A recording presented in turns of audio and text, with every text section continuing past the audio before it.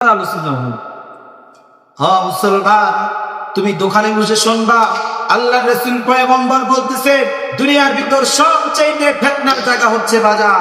আর তুমি বাজারে থেকে কোরআন এবং হাদিসের আলোচনা শুনবা, কোনোভাবেই তোমার দিলের ভিতর ওই কোরআন এবং হাদিস ঢুকবে না। তো মুহতারাম হাজরিন, আমি যে আয়াতটা বলেছিলাম وَلَنَبْلُوَنَّكُمْ بِشَيْءٍ مِّنَ الْخَوْفِ وَالْجُوعِ وَنَقْصٍ مِّنَ الْأَمْوَالِ وَالْأَنفُسِ وَالثَّمَرَاتِ وَبَشِّرِ الصَّابِرِينَ। রব্বে কারীম, দুনিয়ার ভিতরে আল্লাহ পাক দুনিয়াতে আমাদেরকে পাঠিয়ে দিয়েছেন। আল্লাহ পাক বলতেছেন দুনিয়ার এই জমিনের ভিতর আমার বান্দাদের এক এক সময় এক এক রূপে আভিমানিক পরীক্ষা নিই। ও বন্ধু, তুমি যদি এই পরীক্ষায় জিততে পারো, এই পরীক্ষায় যদি লাভবান হতে পারো রে বাবা, দুনিয়ার জমিনেও শান্তি পাইবা, পরকালে ওই কবরটার ভিতরেও তোমার শান্তি হবে। আর যদি তুমি মালিকের এই পরীক্ষায় ফেল করো, আল্লাহ পাক বলতেছেন দুনিয়ায় ফেল করলা, কবর জগতেও তুমি বড় ফেল করলা। কেমন পরীক্ষা মালিক আমাদেরকে দিবে দুনিয়ার জমিনের ভিতর?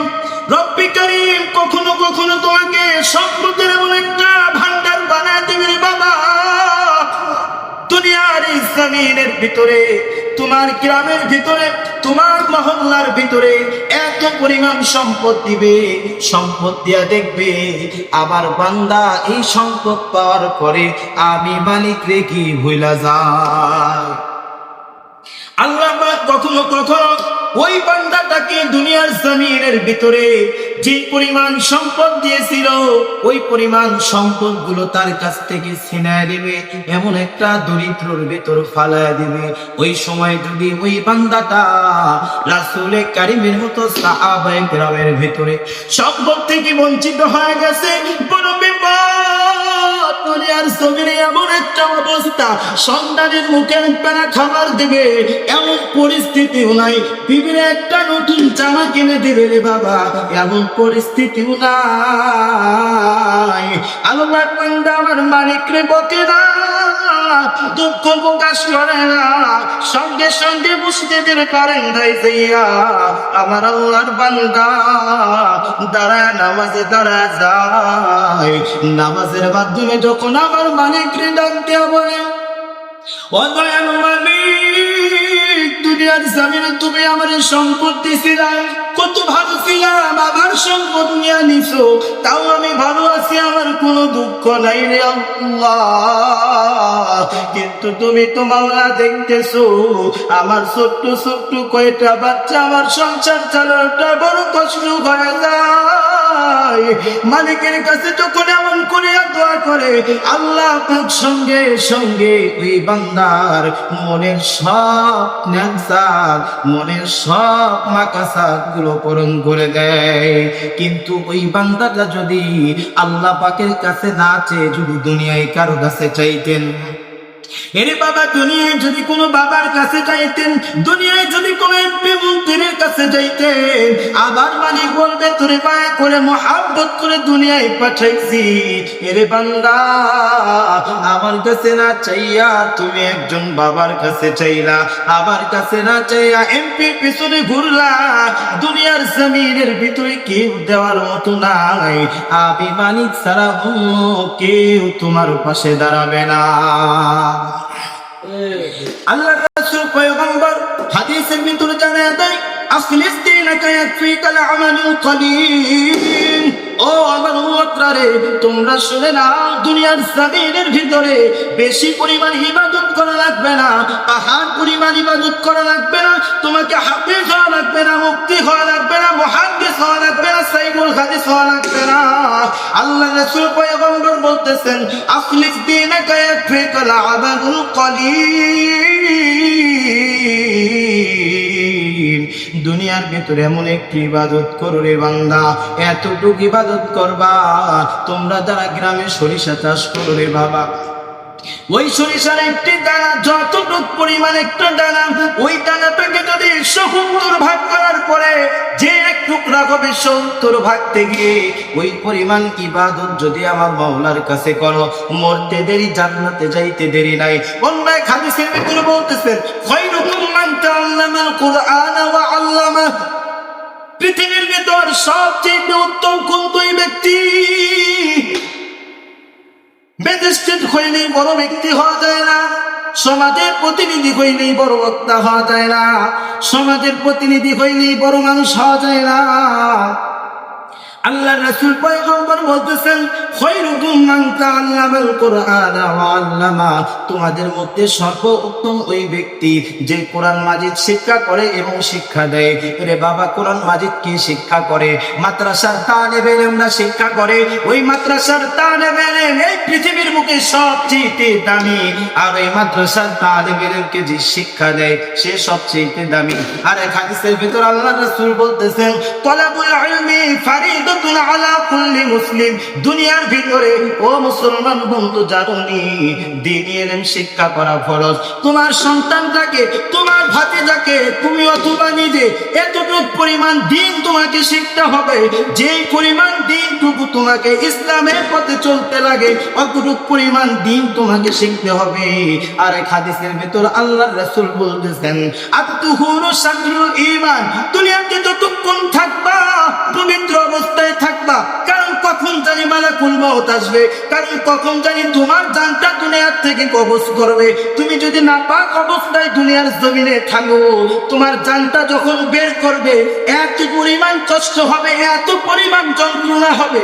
আর যদি তুমি বাবা পবিত্র অবস্থায়, অবরত অবস্থায় থাকো, তোমার জানটা কবজ করতে বড় সহজ হয়ে যাবে। শেষ পর্যায়ে একটা হাদিস বলে শেষ করে দেব রে বাবা। আল্লাহর রাসূল পয়গম্বর বলতেছেন, মিফতাহুল জান্নাতিস সালাত। দুনিয়াতে যতদিন বাঁচবা নামাজ কায়েম করবা, নামাজ আদায় করবা। দৈনন্দিন যদি 5 ওয়াক্ত নামাজ পড়ো, সত্য কথা বলো, মিথ্যা কথা ছেড়ে দাও, তুমি মরতে দেরি, জান্নাতে যাইতে দেরি নাই। শেষ পর্যায়ে একটা হাদিস বলে শেষ করে দিলাম।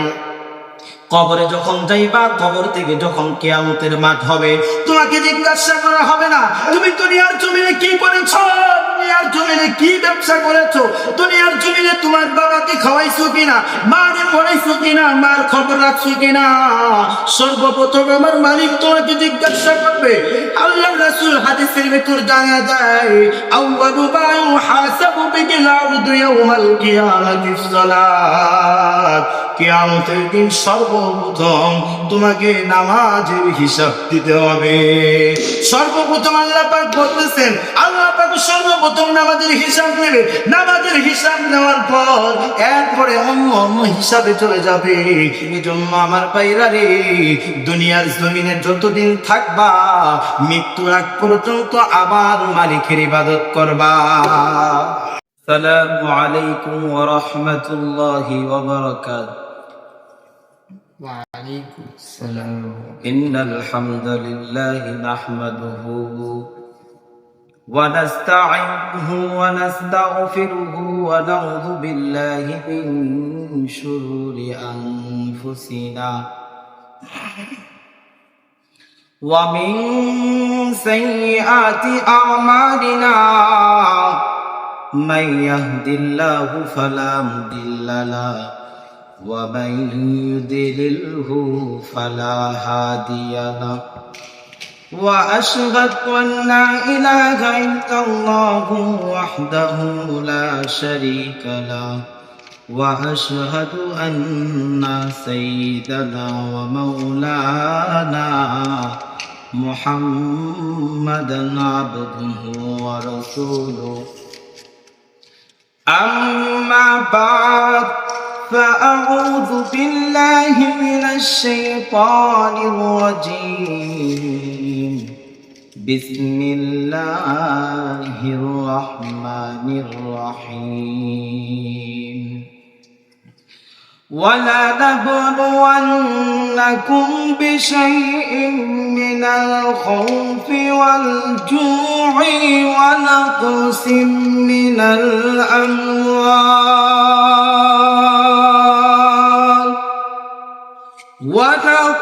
من الأموال والأنفس والثمرات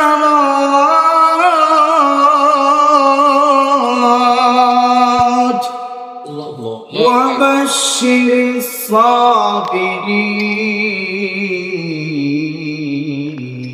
الصابرين أو كما قال عليه الصلاة والسلام المسلم أخو المسلم اللهم صل على محمد النبي الأمي وعلى رسول الله صلى الله عليه وسلم আলহামদুলিল্লাহ মহান আল্লাহ পাকের দরবারে লাখ কোটি শুকরিয়া যে মহান আল্লাহ সুবহানাহু ওয়া তাআলা আপনাকে আমাকে এই দ্বীনি কথা বলার জন্য শোনার জন্য আসার জন্য বসার জন্য তৌফিক অনেক দান করেছেন এই জন্য সকলেই শুকরিয়া আদায় করি আলহামদুলিল্লাহ মহান আল্লাহ পাক রব্বুল আলামিন বলতেছে দুনিয়ার ভিতর আমার বান্দাগুলা যখন আমি মাওলার কোরআনের বয়ান শুনে আমার রাসূল পয়গম্বর মুহাম্মদুর রাসূলুল্লাহ সাল্লাল্লাহু আলাইহি ওয়াসাল্লামের হাদিসের আলোচনা শুনে এবং ওই সমস্ত জায়গায় বসার পরে শুকরিয়া আদায় করে আল্লাহ পাক বলতেছেন আমি তাদের নিয়ামত বাড়ায় দেই। আর যখন একটা বান্দা মালিকের নিয়ামত পাওয়ার পরে শুকরিয়া আদায় করে না আল্লাহ পাক রব্বুল আলামিন ফেরেশতাদেরকে ওই আরশে আজিমে বলতে থাকে ও ফেরেশতা তোমরা শুনে নাও আমার এই বান্দাকে আমি নিয়ামত দেওয়ার পরে আমার এই বান্দা নিয়ামতের শুকরিয়া আদায় করে নাই তোমরা সাক্ষী থাকো হাসরের ময়দানে এরা নিয়ামত আদায় করে নাই বিদায় এই কারণে এদেরকে জবাবদিহিতা করতে হবে। এজন্য আমরা মন থেকে দিল থেকে আরেকবার শুকরিয়া আদায় করি আলহামদুলিল্লাহ। তো মুহতারাম হাজির আজকে আমার এই জায়গায় আলোচনা বেশি সময় নয় অল্প সময়। তো আল্লাহ আপনারা দোয়া করছেন আর আল্লাহ পাক আমাকে মায়া করছে এই জন্য হয়তো এই প্রোগ্রামে এই আলোচনায় উপস্থিত হতে পেরেছি। আল্লাহ পাক যদি না চাইতেন আমার দ্বারাই সম্ভব ছিল না এই প্রোগ্রামে উপস্থিত হওয়া। যারা এই প্রোগ্রামে উপস্থিত হয়েছে এদেরও সম্ভব হইতো না মালিক যদি না চাইতেন। আরেকটি কথা বলে আমি আমার আলোচনার দিকে চলে যাব। আল্লাহর রাসূল পয়গম্বর একদিন সাহাবায়ে কেরামদেরকে বলতেছেন ও সাহাবায়ে কেরামরা তোমরা দুনিয়ার এই জমিনের ভিতর মাঝে মাঝে জান্নাতের বাগানের ভিতরে বসবা। কোথায় বসবা? জান্নাতের বাগানে বসবা। তখন বলতেছেন ইয়া রাসূলুল্লাহ ইয়া হাবিবাল্লাহ দুনিয়ার ভিতরে জান্নাতের বাগান কোথায়? দুনিয়ার ভিতরে জান্নাতের নিয়ামত কোথায় পাওয়া যায়? আল্লাহর রাসূল পয়গম্বর বলতেছেন দুনিয়ার ভিতর ওই জায়গাটা জান্নাতের বাগান হয় যেই জায়গাটা আমার রব আল্লাহ পাক রব্বুল আলামিনের আলোচনা হয়, যে জায়গায় রাসূল করিম সাল্লাল্লাহু আলাইহি ওয়াসাল্লামের হাদিস থেকে আলোচনা করা হয় ওই জায়গাটা হয় জান্নাতের বাগান।